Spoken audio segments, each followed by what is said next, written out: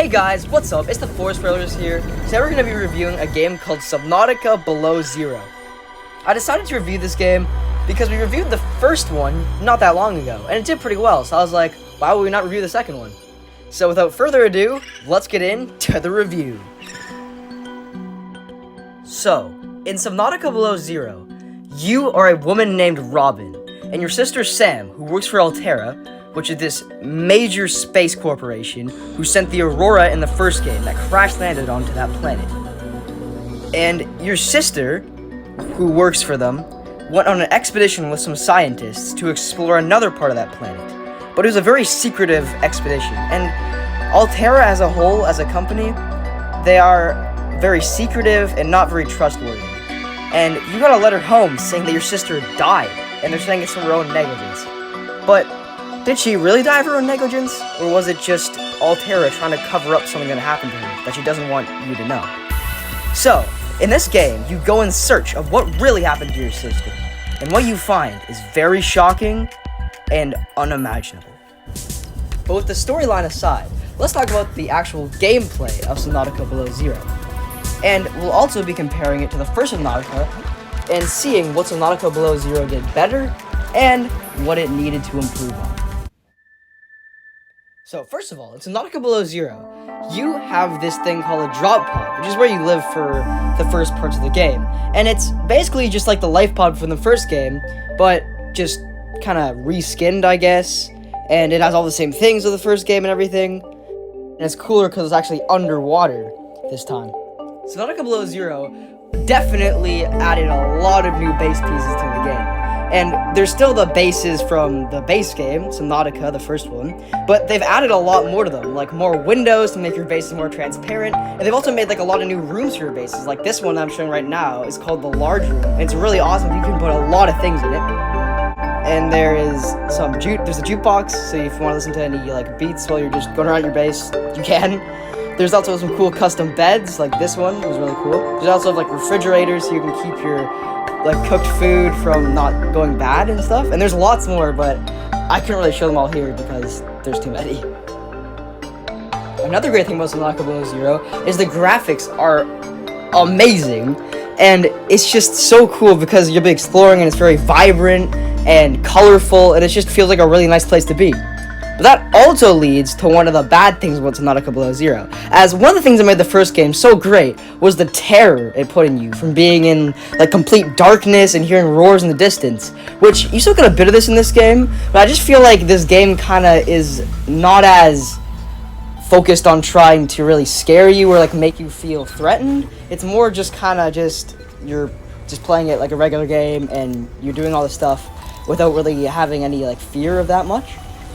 But for some players, this can be a good thing, and for some players, this could be a bad thing. So it's just a good thing to keep in mind if you're looking at getting this game. There's also a lot of really cool new creatures in Subnautica Below Zero, but one of the coolest is called the sea monkey. And I'm not sure what it is about this one, but it's just so interesting, this one, like its behavior.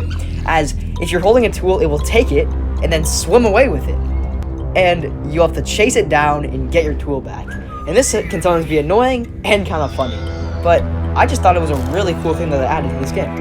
Another unique thing they added to Subnautica Below Zero is when you're exploring caves in this game, you can find these things called oxygen plants. So, well, as it's in the name, you can replenish your oxygen. So instead of being in a cave and then having to go up to the surface, getting air, and then coming back down, you can just keep exploring the caves if you keep finding those oxygen plants, and they even replenish, so you can go back to one if you used it already. And as you would expect, Subnautica Below Zero does have some new submarines and vehicles that you can drive around and explore. And some of these include the sea truck, which I'm showing right now, and it's really cool because it's kind of like the sea moth from the first game, but you can also make new attachments to it, or new modules, so you can add them to it and make it bigger and have like cooler rooms on it, so you can go around with this big submarine that's full of really cool rooms that do really unique things. And I just think it's a really cool thing in general, but for some reason I still think the sea moth was just a bit better than this one. I'm not quite sure why, but it just felt a bit better to drive and stuff. But this one is still pretty good. The another new vehicle that's in Subnautica Below Zero is called the Snow Fox. And this vehicle is one of my favorite new vehicles, as it is just basically a futuristic snowmobile, as you need to explore above land a bit in this game to complete it. And it's really useful for that, and it's really fun to drive. Another cool thing Subnautica Below Zero has that you can use in the early game are caches. So when you're near them, you can see a little indicator and your PDA will tell you. But it's pretty cool, because these are kind of like the substitute for wreckages, because those were kind of how you found like really good stuff in the first game. But these caches just like help you a bit. There's some stuff to scan, some stuff to grab, and it's just really helpful overall. But I just thought it was kind of cool. They also added a lot of new biomes in Subnautica Below Zero, like this one right here, the Red Crystal Caves, and it's amazing how nice they look and how pretty they look. And this is with a lot of new biomes in the game, but they also still have some of the old biomes that are in Subnautica Below Zero, but the new biomes are definitely pretty cool still too. And like I said earlier, as your sister Sam went on this planet with a group of scientists, I didn't mean a small group, I meant a giant group of scientists. And they had to live there for all the time they were there.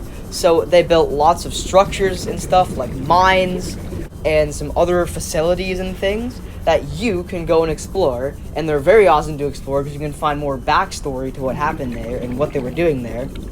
And you can find some pretty good resources and blueprints for things. And as you would have guessed with the title Below Zero, this game is very, very cold, especially out of the water. So to stay warm, you need to find geysers and hot springs, and you can also pack coffee with you, and you can also make coats, and you can also like make some spicy food to stay warm. And you need to get all this stuff to stay warm, because once you get out of the water, your oxygen circle, it switches with a different type of like a bar type circle, which is your body temperature. And if it gets too low, you can die. So you have to do all this stuff to stay warm while you're out of the water in this. So really, wherever you are, you're in danger. So, Subnautica Below Zero. It sounds pretty good, doesn't it? So now I'm going to be rating it with 10 being best and 1 being worst. So I'm going to give Subnautica Below Zero a 9, because I feel like the first Subnautica was just a bit better than this one, but this one was still pretty good overall. So guys, remember to comment or give this video a like if you found this really helpful for maybe getting the game or buying it, and I'll hope to see you guys next time.